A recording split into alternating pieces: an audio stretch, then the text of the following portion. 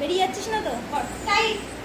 এবার পায়ে এই পায়ে একবার ভাঙবো, করো 1, এই পাশে একবার 2, আবার 1 2 বসো, ভালো করে বসো 1, স্বস্তিকা অনেকটা বসতে হবে, বসো 2 টাইট করে ধরো।